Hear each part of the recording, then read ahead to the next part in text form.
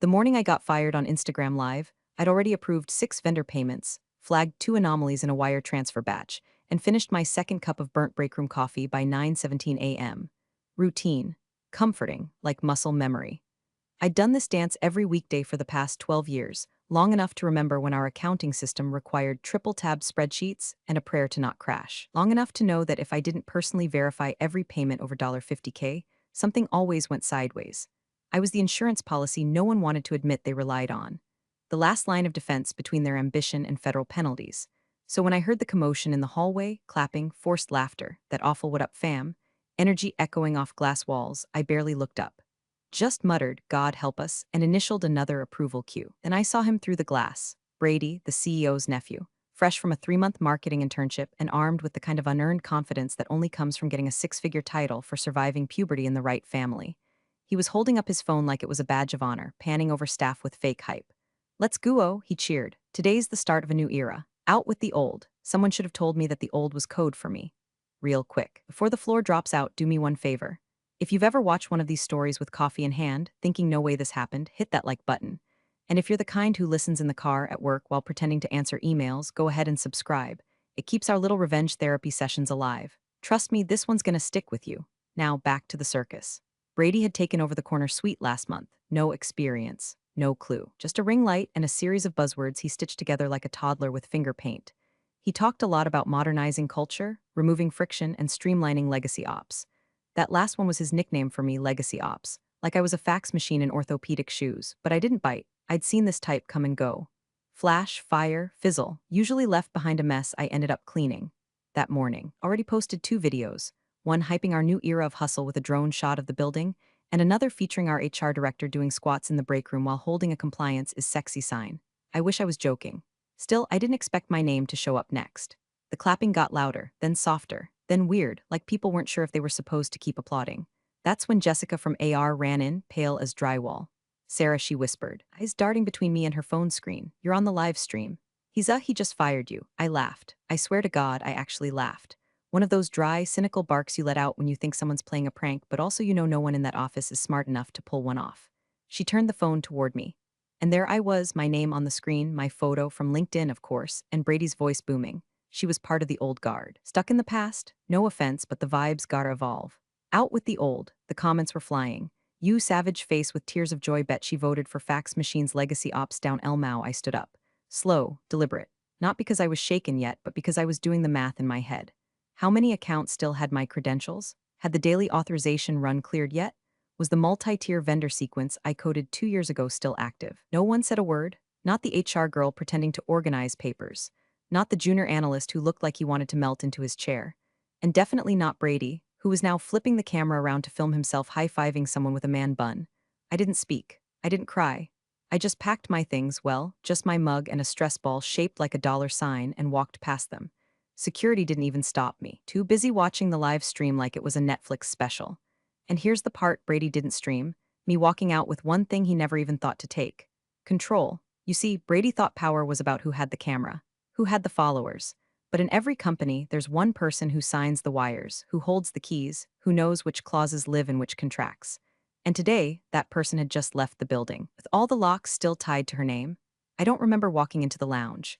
I remember the feeling like my ears were underwater, like the air had a thickness to it, like something invisible had shifted and no one else had noticed yet. My heels echoed on the laminate floor with a kind of finality, like I was walking into a courtroom instead of the same open-space cafeteria where people usually stole my almond milk. And then I heard it. Out with the old. My name. Not my job title, not a euphemism.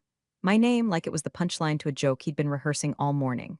There he was, standing in front of the neon wall sign that read "Grind Never Stops," grinning like a game show host on cocaine. He waved like he'd just cured polio.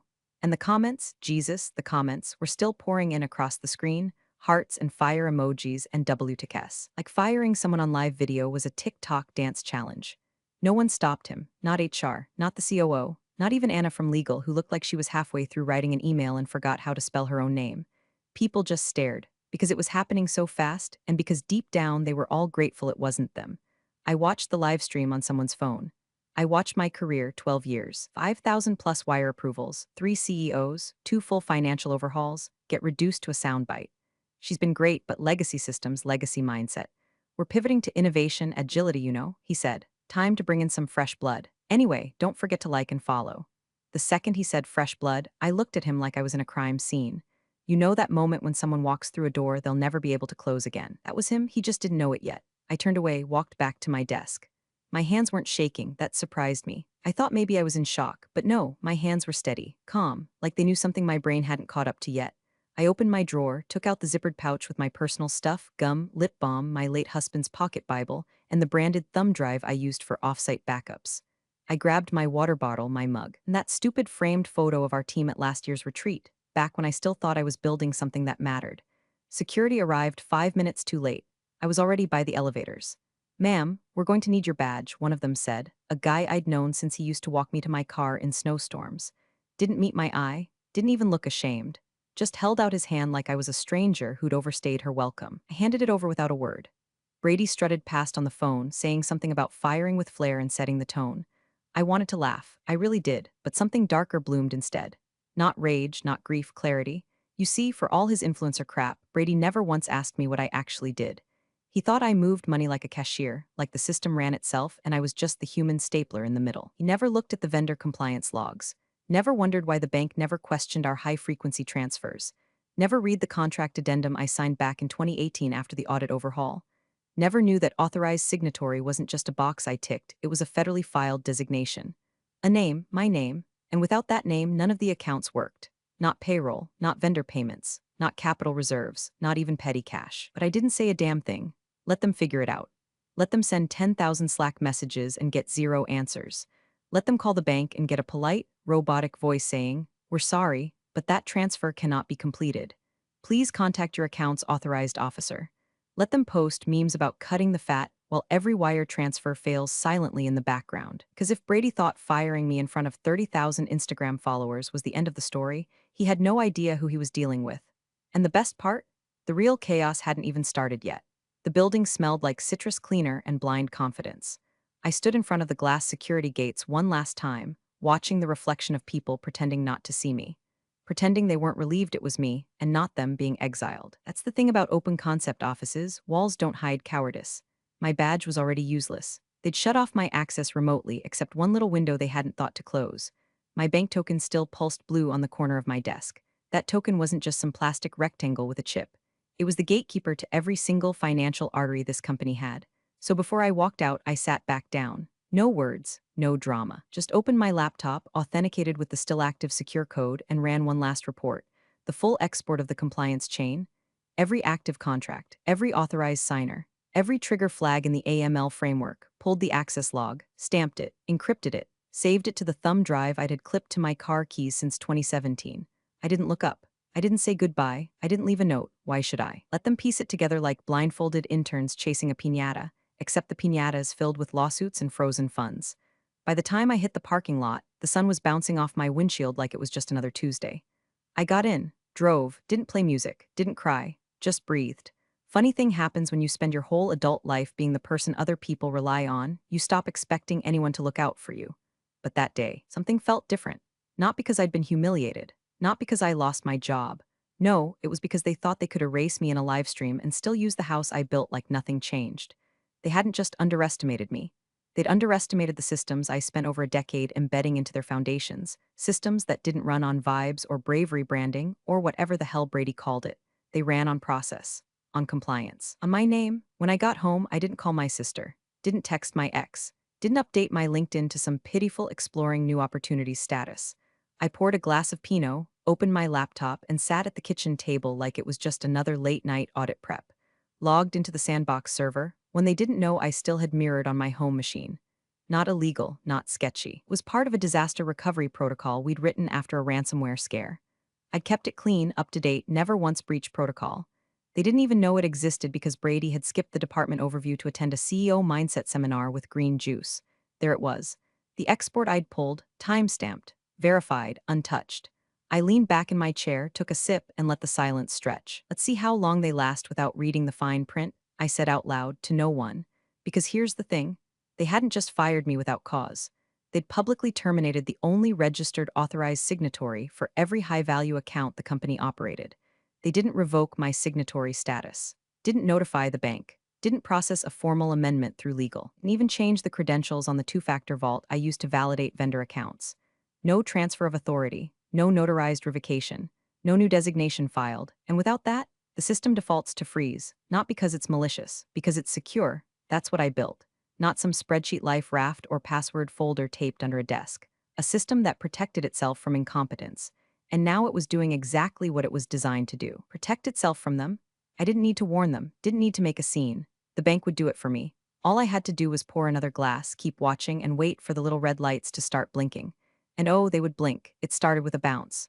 Just a quiet little transfer declined message on the account's payable dashboard, flagged in red with a cheerful tooltip that read, "Approval token not recognized. Please contact your system administrator." Only the system administrator was me. Linda from AP was the first to panic. I'd worked with her for 6 years, solid woman, 2 kids, Midwestern Catholic guilt in Excel form. She wasn't flashy, didn't gossip, just ran her department like a clock that never wanted to tick too loud. When her second wire attempt failed, she rebooted her session. When the third failed, she called IT. When the fourth failed and the vendor started threatening to pull services, she made the mistake of going to Brady. He was filming again, trying to shoot a day in the life of a visionary segment in the lobby with a tripod and a ring light. She interrupted him mid-take. He waved her off like she was a background extra on the set of his little influencer delusion. "Just send it manually," he said, adjusting his shirt collar. "Can't be that hard." Linda stood there for a beat too long. "There is no manual," she said, voice starting to crack. "Every transfer above $25K requires dual verification and an approval token tied to the registered signatory. That token was assigned to Sarah." Brady blinked. "Okay, so assign it to someone else." Linda looked like she aged 10 years in that hallway. "You can't just assign it. The designation has to be notarized, filed. We need to update the AML profile with the bank, and it takes days. We didn't even start the process. She was terminated yesterday." Brady laughed. "You're being dramatic." IT wasn't laughing. Neither was payroll, because while Linda was trying to send vendor payments, payroll was discovering that no one had gotten paid. The bi-weekly deposit that normally hit accounts by 9 a.m.? Nothing. Hundreds of bounce backs. The approval chain, the coded sequence that validated distribution, was blank, not broken, not faulty, empty. I imagine the panic crept in slowly.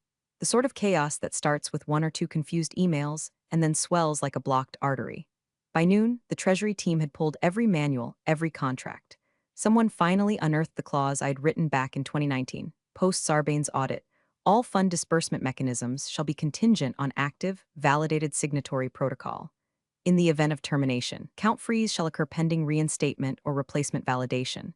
The clause didn't care about ego, didn't care about influencer hustle culture, didn't even care that Brady had fired me with a catchphrase.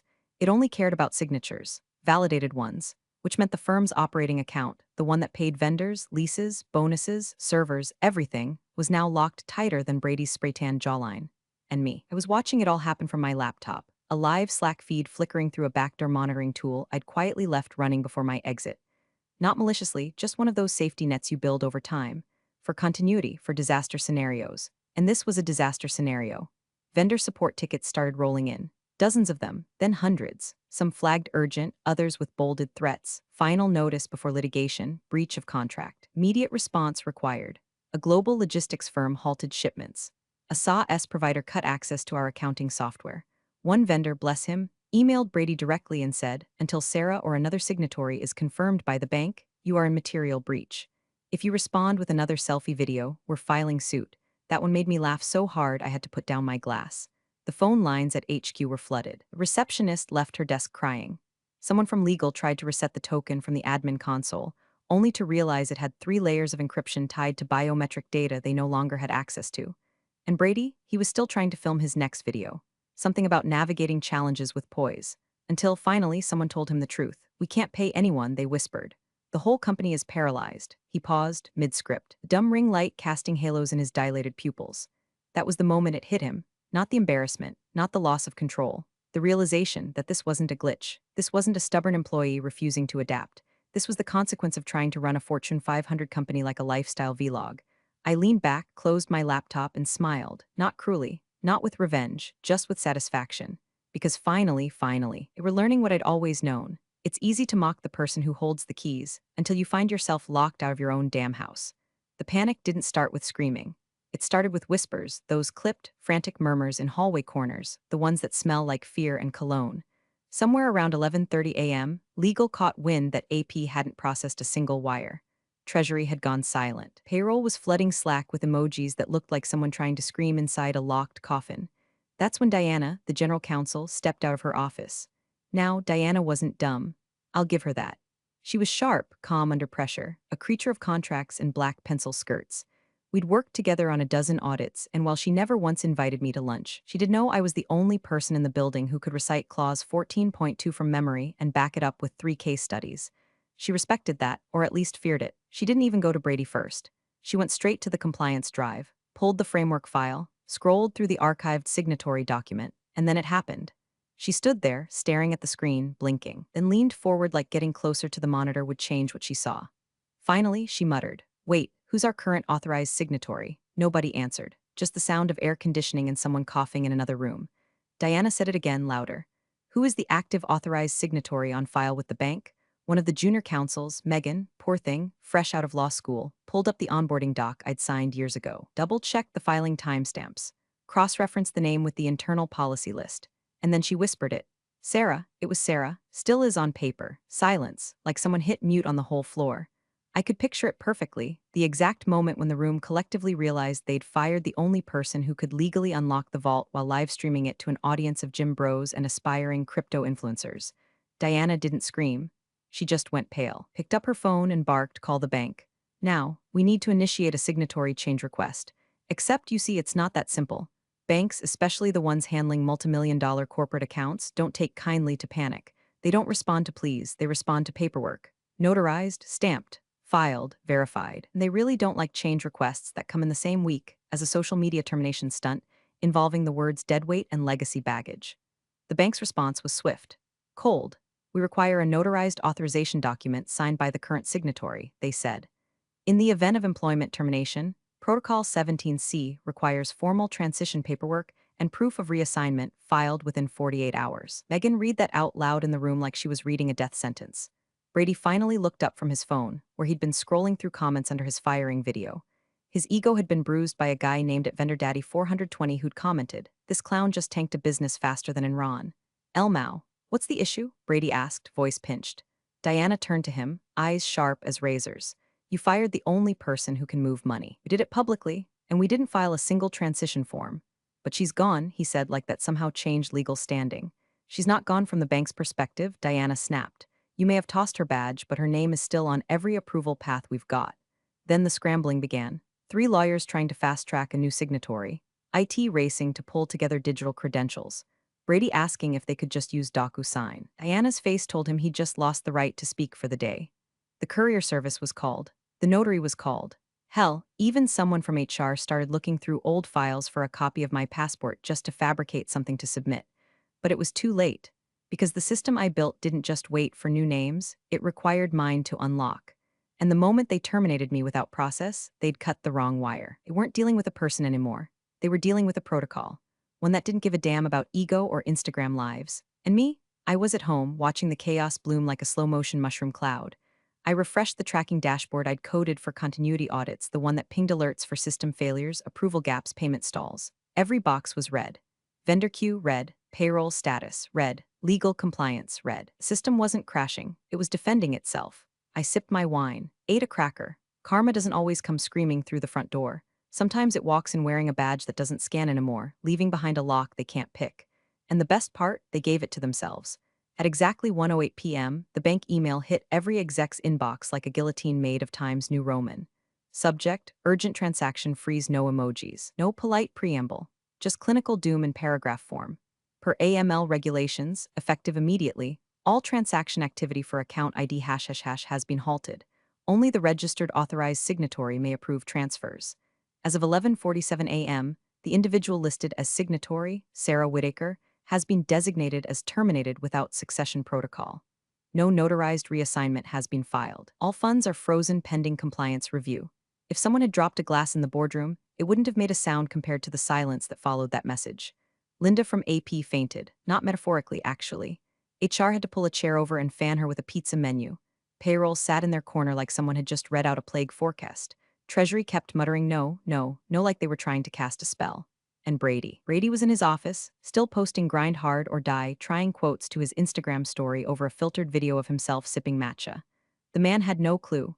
Because the thing about institutional panic is that it doesn't start with screaming. It starts with stillness, the kind that hits when everyone realizes they've stepped into a hole too deep to claw out of with buzzwords and hope. No salaries were processed. Escrows didn't clear. End of quarter investor distributions frozen. Invoices bounced like rubber checks at a flea market. One vendor even screenshotted the email from our billing system and posted it to LinkedIn with the caption, "When your client forgets to keep the lights on." Anyone hiring? By 1:22 p.m., 5 different vendors had locked our accounts. By 1:29 p.m., an investor pinged the founder directly. "Why am I hearing from a supplier instead of your team?" That's when someone was sent to interrupt Brady's little productivity vlog. He didn't take it well. "I'm in the middle of something," he snapped. "Yeah," the intern muttered, holding out a printout of the email. "So is the bank." He read it twice, then again slower. You could see the understanding crawl across his face like a bug he didn't want to touch. "I thought the signatory thing was like optional," he said. Diana nearly threw a stapler at him. "It's not a newsletter subscription. Brady, it's federal compliance. You can't just unplug someone like she's a fax machine and expect the entire financial structure to keep humming." He blinked. "But she's gone. We told everyone. And that's the problem," she snapped. "You told everyone before telling the bank. You made her exit public before filing the paperwork. The entire system recognizes her as active, and we don't have her replacement authenticated. Can't even begin to get one notarized until Monday. But it's Friday." "Yes," she said, "it is." Back at HQ, panic bloomed like rot behind drywall. Everyone was looking for someone to blame, but no one wanted to say the obvious out loud. You fired the only person who knew how this company actually worked. Up until this point, it was just chaos. Now, it was liability. The founder was still unreachable, playing his weekly golf game with a retired senator and 3 old-money vampires who thought insider trading was just family tradition. His assistant tried calling twice. No answer. In the meantime, Slack melted. Investors were now in a frenzy. Legal was preparing damage control. Vendors were calling with phrases like breach of fiduciary obligation and formal notice pending legal action. And Brady did what any man-child with a corner office and zero survival instincts would do. He posted a video, set to soft piano music. Title: Leadership Means Facing the Storm. "Hey fam," he said, clearly reading from a script someone printed 5 minutes earlier. "We've hit a bump in the road. Some old systems are causing friction as we modernize. But remember, pressure makes diamonds. We're working to resolve this and come back stronger." He smiled at the end. Like that would be enough. Like people weren't watching their salaries disappear, their contracts implode, their trust disintegrate like a wet napkin in a monsoon. And me? I sat on my couch watching the storm I didn't create but had every reason to expect, because I warned them. Not directly, no, I'm not that generous. But in every document I wrote, every protocol I put in place, every signature line that required two-factor authentication and an audit trail, I told them what would happen. And now it was happening. Not because I wanted revenge, but because when you build a system that protects people from themselves, and then they rip out the bolts and fire the architect on camera, well, the system does exactly what it's supposed to do, it stops. And now, they were learning, publicly, brutally, that without the signature, the empire doesn't move, it freezes. The founder was on hole 11 when it finally hit him, not the ball. His short game had died a noble death years ago, but the consequences, the kind that don't get sliced into the rough, but dropped into your lap like a ticking briefcase. His phone vibrated once, twice, then just kept going, voicemail after voicemail, messages from numbers too expensive to ignore. Lead investors, old money, regulatory liaisons. One from a guy whose name usually only appeared during fundraisers with champagne fountains and closed-door tax briefings. He put down his putter, checked the screen, saw the subject lines stacking like funeral notices.